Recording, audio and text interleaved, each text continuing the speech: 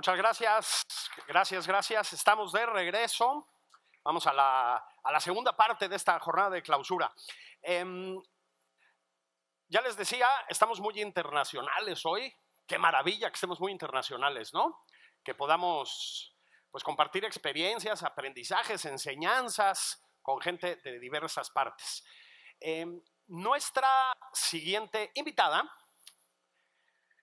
es profesora, ella misma. Fíjense ustedes, la importancia de una trayectoria como esta. Es profesora ella misma. Escribe materiales para la enseñanza. Capacita a gente que se dedica a la enseñanza.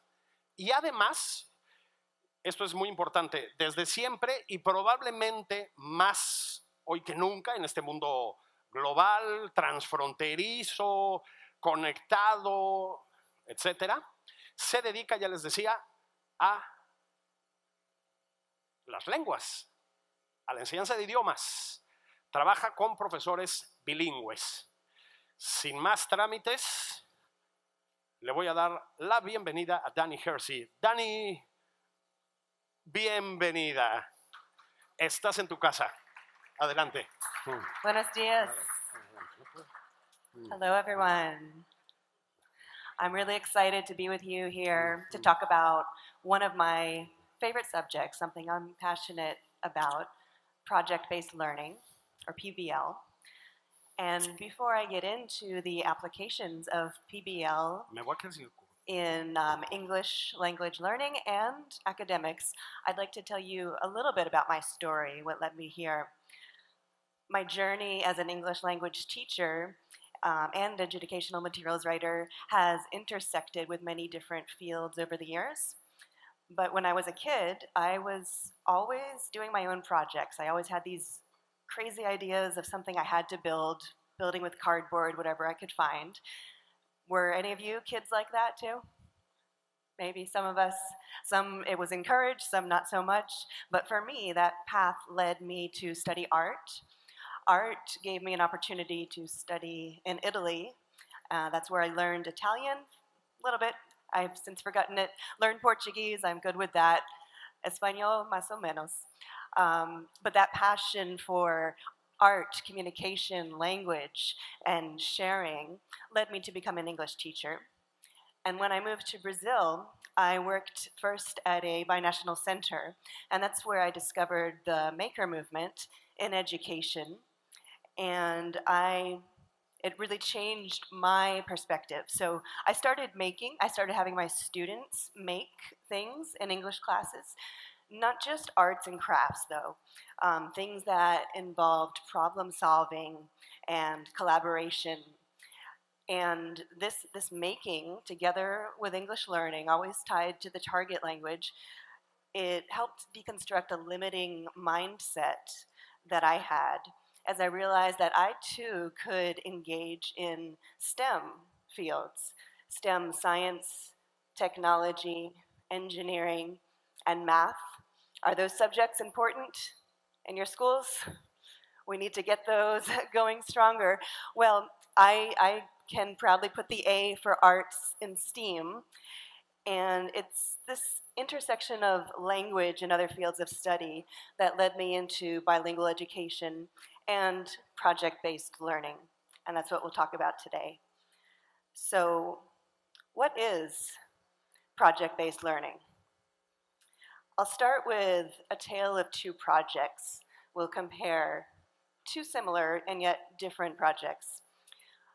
Imagine a group of kindergartners in the middle of the height of the pandemic, learning online, and this teacher, who is a superhero, talks about essential workers and how they are also superheroes in the community.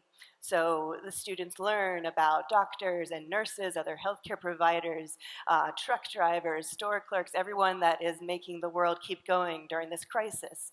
And the students choose one of those and make a paper collage because they're working with shapes and cutting and fine motor skills. That's one project, project number one. Nice, cute, nice photo. Another one, the students are presented with a question.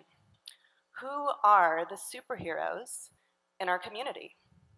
And that leads to more questions. What is a superhero? How can we define a superhero? Well, I think my dad's a superhero. What does he do?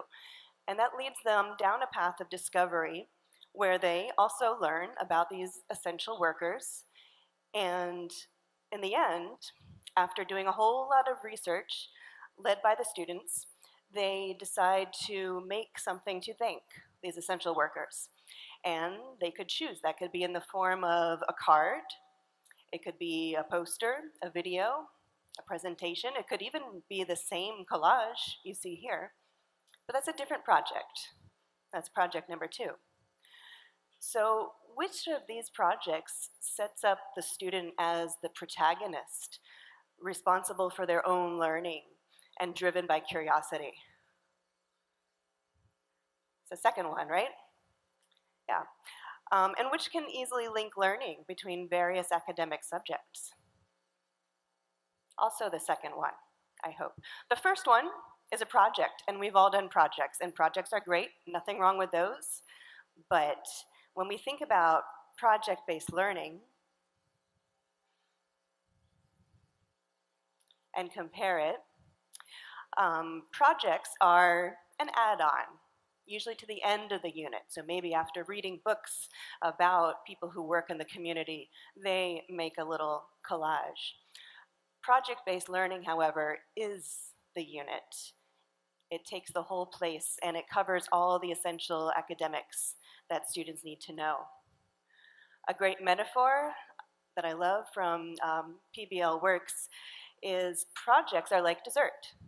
It comes after the main course, after the unit, and it's a fun little way to wrap it up, to review, maybe explore something different but related, to do something maybe even completely different but somehow connected. Project-based learning, however, is the main course. That's where you get your nutrition and all the educational essentials, where we can study different fields of learning.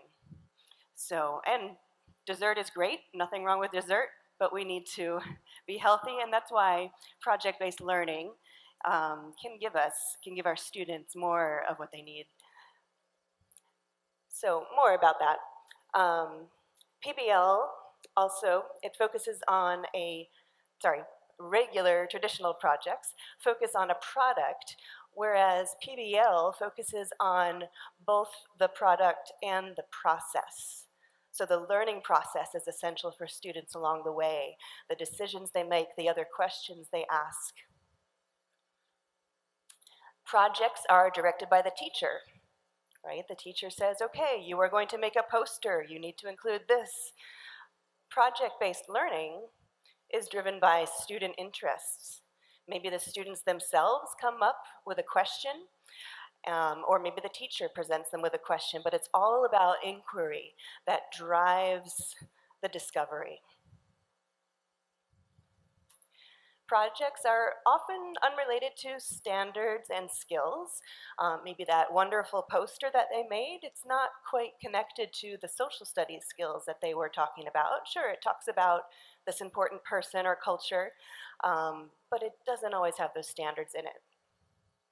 Project-based learning, on the other hand, is very much aligned to the academic standards and success skills. Projects can be completed alone, right? Who hasn't had their poster or their science project on the kitchen table late at night? But project-based learning is different because it's collaborative. Students work together to do it, and it's often in class with guidance from the teacher, and they're learning as a community together. Projects also remain in the school world. They're displayed in the classroom or somewhere in the school building. Project-based learning, however, has a real-world application, and it's shared with a public audience.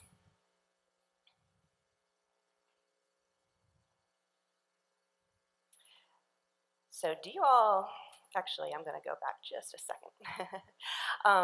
So with this, why PBL? I think we have a few enticing points here, but another thing to consider. Mitchell Resnick of MIT Media Lab met with a Chinese professor, head professor of Tsinghua University, a huge, like the MIT of China, and they were talking about A students versus X students. A students are the ones that we know. They get the good grades, they study hard, they do their homework, they do everything we want them to do, but maybe they don't know what they want to do with their lives. X students are the ones that develop their own goals and strategies. They're willing to take risks and try new things. They are eager to define their own problems rather than simply solve the ones in the workbook. And it's X students who come up with the most innovative ideas and creative new directions. So which kind of students do we need in our world? Do you agree? X students, we need to develop more of these. Which approach to projects is more likely to develop these kind of students? Project-based learning. So, do you recognize this table?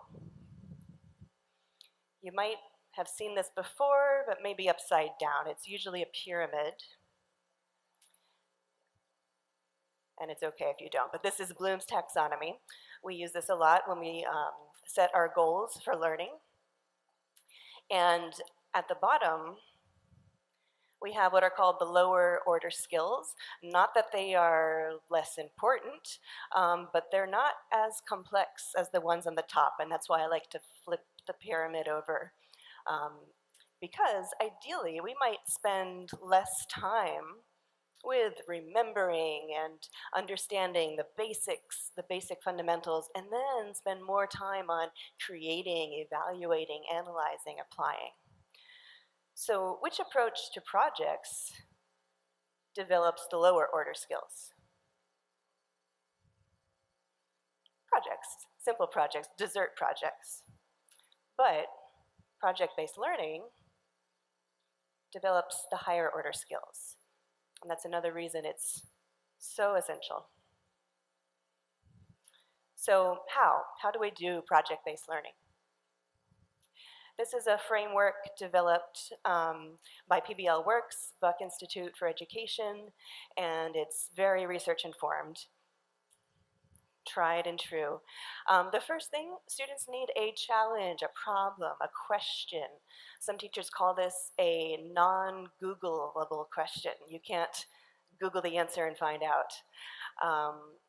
So a big question, we call it a driving question as well, that drives the energy throughout the project. Next, sustained inquiry. This is a rigorous, extended process of posing questions, finding resources, applying information. It goes throughout the course of the project. Authenticity. Students are making something that will make an impact in the real world. It's something that will go beyond the doors of their classroom. It might be something for the class next door. It might be something for the local community or the larger world. But it's always authentic, and it's always driven by students' interests. It could be just a passion that they have, that they want to explore and do something with. Another thing we need is student voice and choice. So they are the ones deciding, am I going to make a poster? Am I going to construct a model? Am I going to try to learn to code something or to build something that I've never built before? It's all for the students to decide. The teacher gives guidance and options, and I'll get to it later. The teacher doesn't have to be the expert on all those things. So as students do the project, there's always time for reflection. That's essential. Both the students and the teachers reflect on the learning, the effectiveness of their inquiry, the project activities, the quality of the student work, and then any obstacles they faced along the way. And they learn how to solve those problems. Critique and revision as well. We need students who can communicate and give and receive constructive feedback. And this gives them the opportunity to do that throughout the project with guidance. And finally, there is a public product. Like I said, the public could be another classroom, it could be somewhere else in the world, but it's authentic, it's something that is shared with the community. So I'm going to show a video from PBL Works, and you'll see a teacher and the students engaging in a project. And I want you to see if you can notice these different components in the project as they describe it.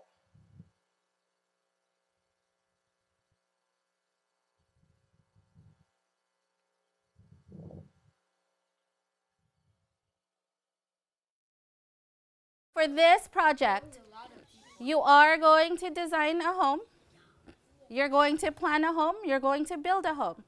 This project, the Tiny House Project, is where students are designing tiny houses. Remember, when you're going to build this, we have to think about who's living in the house. There was a boom in tiny homes, just the idea of living in one, just because in the city the population is growing and there's more people, less room. And maybe a tiny house is more cost efficient, more green. Would you like to have your own room? Yeah. Would you like to have your own space? Yeah. Okay. The driving question was, how can we, as a design team, design a house for clients, taking into consideration budget and location and personal preferences? The entry event was Minecraft. So they used Minecraft to build just a house that they would build for their family. This is inside the house. This is where, like, the sofa, and over here is where I sleep. They're able to use their creativity. They're able to just be free and just to build without anybody giving them parameters. Back to our project and this driving question. What do we need to know to answer this question? Like, say they have family that's gonna come live with them, they have to think about that. Like, have a guest room. The Minecraft building sparked, like, how many rooms do we build? And so they came up with their need to knows. Any other need to knows you'd like to add? You have to imagine how much it costs. Well, we have to know, like, how many kids there are or how big the family is, and are those questions that you think you should ask the client? And they're like, yeah. And so we come back to the driving question, we came back to the need to knows, and we came back to their entry event, just so that they can get some questions that are appropriate for their project to their clients. What is the minimum square footage you want? 400 feet. Do you want a second story? Yes, second story would be good. Okay. Okay, yeah, that'd be cool. I think it's important for them to know that there's a real client because it gives the project more authenticity. Would you like to have a garden outside your house? Yes. When they form a relationship with the client, then they start to care about what the client thinks. This is the final product. This is what the construction documents look like. But not too different from that concept drawing, right? We have the bedrooms up here, master bedroom in the corner. So I asked an expert to come and present to the students, and he was actually a structural engineer. You're going to see elevations. Just kind of look at what kind of information is on there. How do you tell a wall is a wall? You can see you put two lines parallel to one another. And we talked about making blueprints and what does that look like, or having a layout. Oh, look, it even has plants right here. I want these. These are called elevations. I think they were really excited about seeing the blueprints because it was just real things that they can hold, they can touch, and they can see, and they know that engineers touched it, and engineers made this, and this is what we're going to do. All right, we're gonna move into our next rotation. On this side, we have front row and RAS kids for listening to reading and answering comprehension questions. So as we plan the project, we think about the standards that we're going to be using. In this project, we're using opinion writing or reading of informational text, and we integrate that into like a daily rotation of in English language arts. So this is an article from NASA, and it's called Tiny House Fun. If you have something you want to highlight, like you want to get back to, or a word that you really don't understand and you want to learn more about that, you can highlight some words. So on that day, I had a group and we were looking at informational reading. And then another group, they were listening to a book that had to do with houses.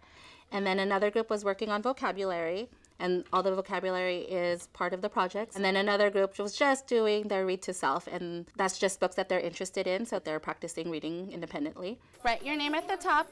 For math rotations, we call it math with the teacher, math with technology and math with a partner. The house size that your client wanted. And then I'm working with the group, and we're really looking at area and perimeter and the difference between area and perimeter. Okay, so can you tell me what the square units are here? Another activity that we did with math was the Cheez-Its math. When they looked at square footage, we said that each Cheez-Its was 1 square inch, and they used that kind of information to do square footage within a house. It was just kind of a connection for them.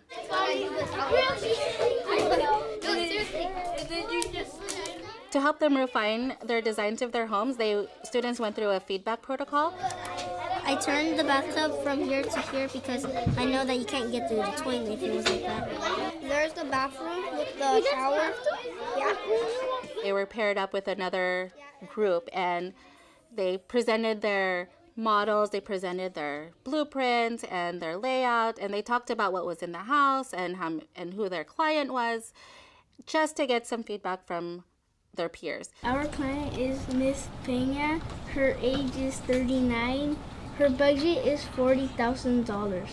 Within the fishbowl protocol, what we did was, me and another teacher, we sat in front of a presenting group, and everyone else looked around us, just like a fishbowl where they're not to talk, they're not to say anything, they're just really listening and seeing the interaction between the presenter and the guest. I like how you do go into the living room, but maybe push the bedroom in the back, and then that way she has more privacy. The purpose of looking at that interaction between the audience and the presenter is so you can think about questions, you can think about behavior within the meeting, and so they can use that as a model for when they go back to their groups. This is the laundry area, and then here's the pantry to store all the clothes. Right here we have a little office. We practice different ways to present to their clients. We talk about eye contact, we talk about confidence, we talk about postures, we talk about volume of your voice. Hello, my name is America. Hello, my name is Christopher. And the title of our project is Tiny Houses. Our driving question of this project is, given a budget, how can we as a design team plan a home for a family? The last day of this journey is for them to really present their work to their clients, and they were so excited. Did you have a hard time building the house? Kind of, yeah. We had to redo some of the walls so that they were the exact measurement. This is the master bedroom. The middle is the kitchen. Here's a room. They shared their blueprints, they shared their layout, they shared their budget, and they shared their opinion paragraphs that they wrote so that they can try to persuade their client to purchase their home.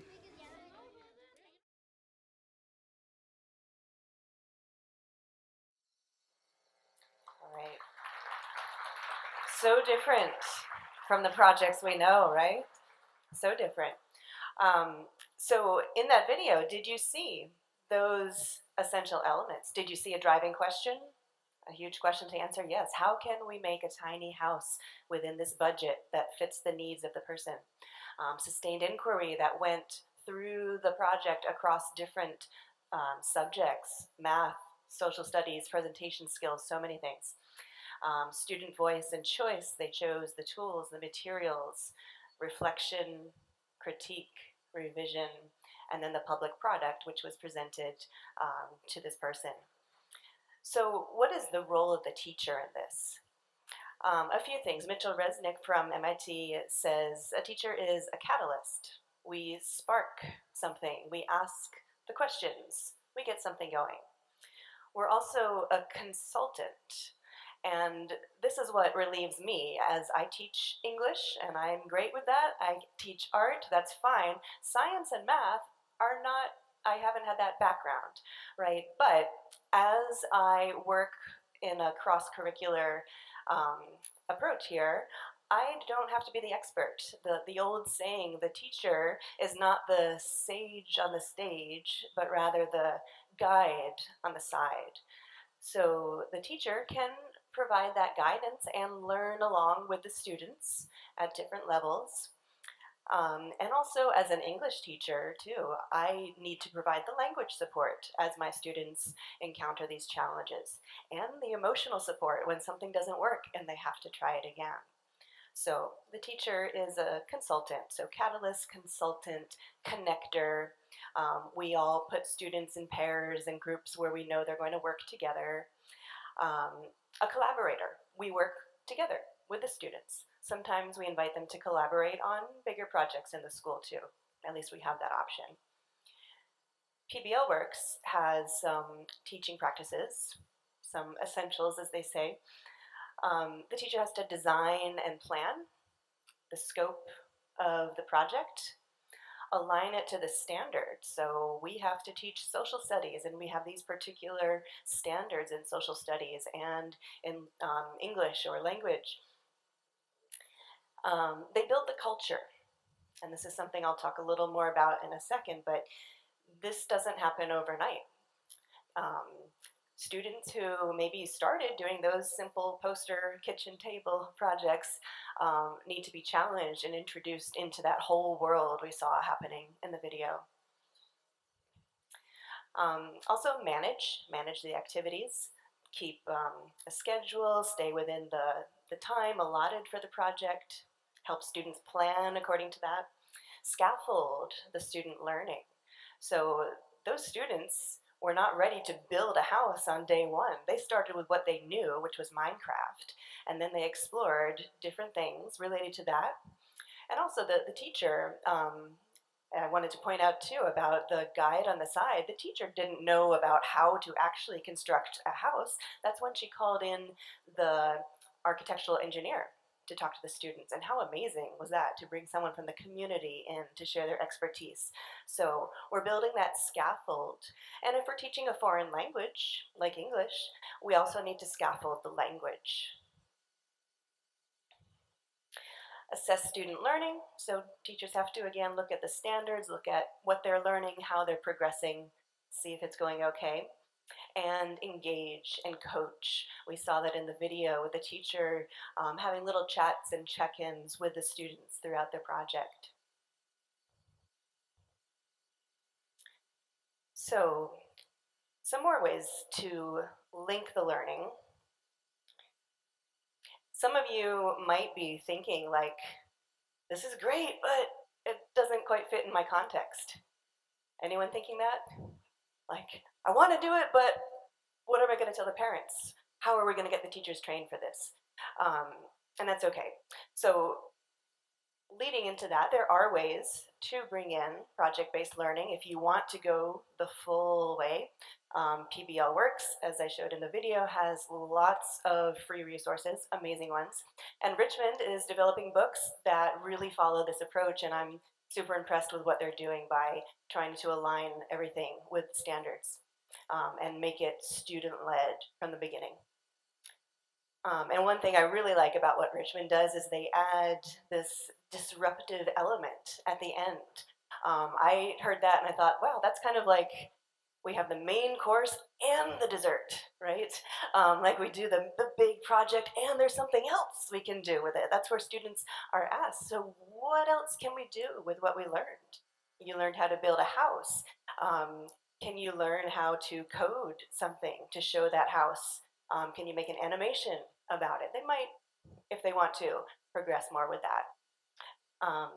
And then project-based learning also links really well with other active methodologies, things like design thinking. We saw that actually happening in the video as students had to empathize with their user and build something and prototype it. Problem-based learning, where maybe instead of a question, we have a problem to solve. Like, how can we make our school a more equitable place, a more welcoming place for everyone? And we find ways that the school is not successful in that, and then we see what we can do and maybe build a wheelchair ramp or a bike rack or whatever's needed. Lived learning, we did a lot of this, some of us during the pandemic, where students did some of the academic work at home, and then in our video sessions or in a face-to-face classroom, we work together and do the projects and collaborate and spend more time on that kind of stuff. And my favorite, maker-centered learning, and I'm going to show you a few of my projects with that. All different ways to link the learning. But again, what if this is really cool, but too much to start this semester? This is a great illustration from PBL Works again, is the idea of the dimmer switch. You know, when we want to turn on the lights, we have the light switch that we flip and then boom, light to dark. But the dimmer switch goes gradually. And we can gradually introduce some of these elements of project-based learning. Schools that might make that flip immediately, it might be jarring for the students and the teachers. I've heard of some experiences like that, and everyone loved it. They had a great time, but they were relieved to return to business as usual with the textbooks and normal things after. But what if business as usual was always student-driven, inquiry-driven? What if we could include more of those elements for project-based learning? And that's the idea of the dimmer switch, maybe just a little bit at a time. Maybe today we involve that student inquiry. We have them give feedback. So we're adding some of those elements, but we don't have all of them. Maybe we don't have time for a public product, but maybe we can make a model that could be eventually. So I'm going to show some examples of that.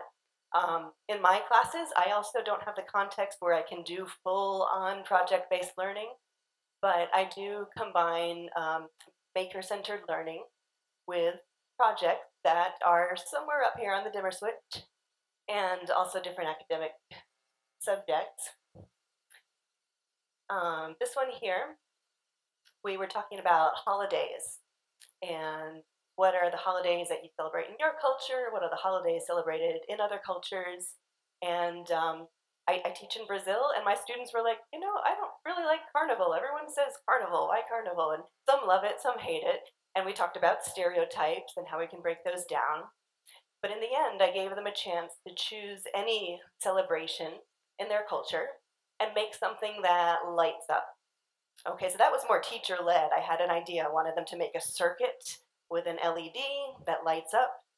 And this is me as an art major who never thought I could make a circuit, but it's actually, anyone can do it, simple circuits. And so this is one that I just loved, a student talking about the music she liked and how to celebrate there.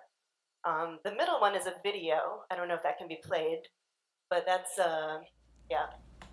We're solving an imaginary problem. This is not a real world problem, but there's a little toy down there that needed to be rescued.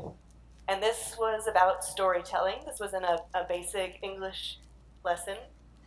And we had to find a way using the materials we had. And I gave the prompt of doing this prank. And we figured out how to do it after lots of trial and error. Lots of failures until we got that little guy inside the green pouch finally up to safety. And then we connected it to the target language that we were learning to explain and tell the story. This other one here, I did one with my middle school students. This one was done with younger students by one of my colleagues. But the middle school students, we were asking questions about how do we make people feel more welcome in the school? What are some questions that I want people to ask me that nobody's ever asked? And this was just a quick little conversation we had in an English language classroom where we didn't have a lot of time, but they put in their questions on a Google document, and then later some other folks and I in the school community mounted it on a pegboard similar to this one, and it was put up in a public area, and students were invited, anyone in the school was invited to take some string, wrap it around the questions they wanted to answer, or the ones that were true for them. So if you love sports, you can tie it around here. If you don't like English so much, you can tie it around here. And then it could get to deeper things like, have you been bullied? Yes, that's me. We see what we have in common and we try to build empathy with each other.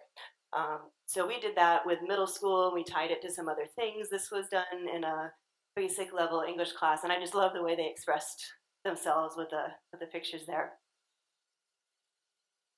So another thing I love to do, I mentioned coding, and also as an artist, I never thought I could code, but MIT made this wonderful free programming website that students, children, can access, children of all ages, And this one's a video too. Yep. So it works where you choose a block. So I want to choose this one. This is an event. When the right arrow is clicked, I want the cat to move. So then I go to my move blocks, and I want it to move 10 steps. But I can change the number too. And then I test it, and the cat moves. Very simple, very basic. Maybe I want the cat to move. So we have different costumes, one with the cat's leg like this, the other one like that. And it switches the costume as I press that key. So very, very simple, basic coding that even I could do. And my students, once they learn the basics, they get going with it. This one, yeah, say hello. So when this key is pressed, the cat says hello. You can also record your voice on this. I've had students record their voice speaking in English to talk about something they're learning about. You can even type, and then it speaks in an audio voice for you, or plays a sound, a meow for a cat. But I've also tied this into writing. Sometimes we have a writing project in the book. And again, not super project-based, but we're taking some of those elements. So this was one about also celebrations in other cultures. I had, this was a one-on-one student, choose one, and find out about it. And instead of writing in paragraph form, he made this code, this program, in Scratch, where you click, and he made this game. So this is Songkran from Thailand, where they celebrate, I think it's around this time of year when it's really warm there, and they throw water on each other. So this is a little water gun. And he made that. I have no idea how to do it, but he did it. And then we talked about the questions we had to ask in a writing. And he did the research, and I helped him with the English, and he put it in here, and he had no idea he was writing like an essay. The book was an essay, and he wasn't quite ready for that, but he made this amazing game. So there are lots of options with that dimmer switch to slowly progress more into project-based learning, even though this wasn't fully project-based. So let's do a little review of what we talked about. Dessert projects are the ones we all know, the ones we grew up with, the ones that finish off a unit. Something sweet, something extra at the end of the unit.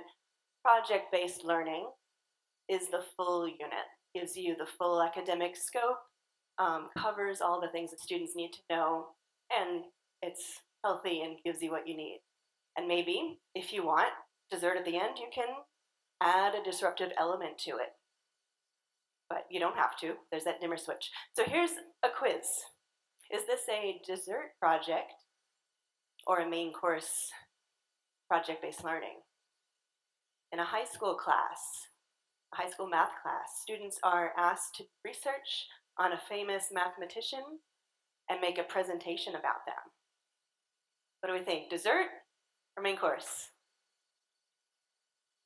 This is dessert, okay? It doesn't quite align to the math standards, and it's not exactly related to that, but what if we changed it? What if we said, who is one of the most important voices in mathematics in developing our knowledge? Then that could turn into a cross-curricular social studies project. So there's options, but that alone is more traditional. How about this one? After a 2-week unit on the history of the 1960s that ended with a test, students spend 2 days staging a mock protest and hippie gathering with costumes, props, and music. Is that a dessert project or main course PBL? It's also dessert. And the reason is it was done after the unit, not as the main part of the unit. It's not the reason why the students did it. Here's another one. Students consider the driving question, why did civilizations fall from their golden ages, and what lessons can we learn from what happened, as they research ancient civilizations and create museum exhibits to share their answers. What do we think? Dessert?